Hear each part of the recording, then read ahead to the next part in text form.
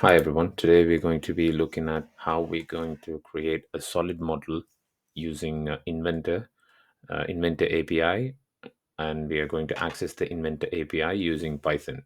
So generally these are the steps that we follow when we are creating a model or a solid using Inventor. So we would basically connect to Inventor, and then we'll open a new part, and then we'll open within Inventor, we'll open a new sketch, and then we'll define the geometry, which is transient in memory. I'm just adding this information so I don't get lost when I'm actually trying to recreate the code in Python.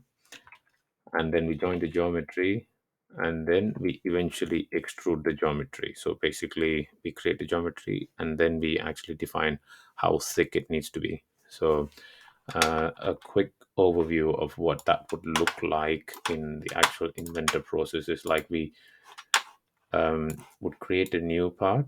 Let's say standard part. It's creating in inches at the minute, so we would like to create it in millimeters later. So we would pick a plane. So we'll click on sketch. We'll pick a plane. In this instance, we are choosing the XZ or the X. Let's pick XY plane. And then let's say if I want to do a 3 point rectangle, so we can just choose a 3 point rectangle, or in this instance, a 2 point rectangle. So a 3 point rectangle is where we would need to pick 3 points. But this is just a 2 point rectangle. So a 2 point rectangle, you need to pick the center, and then set the boundaries. So now the boundary has been set. And all we have to do is, in order to turn this into a solid, we just click on extrude.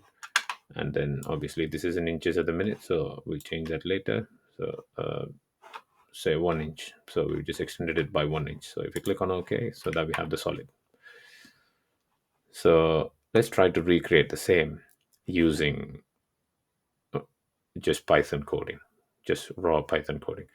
And in order to do that, we, as I explained before, we need to basically be able to connect the inventor from Python, and then we'll have to open a new part. So basically, what we did here, create a new part, and then open a new sketch. And so within the part, we will create a sketch. We define the geometry, and then we join the geometry, extrude the geometry, and we'll also like to save the file. Okay, with this in mind, let's get started.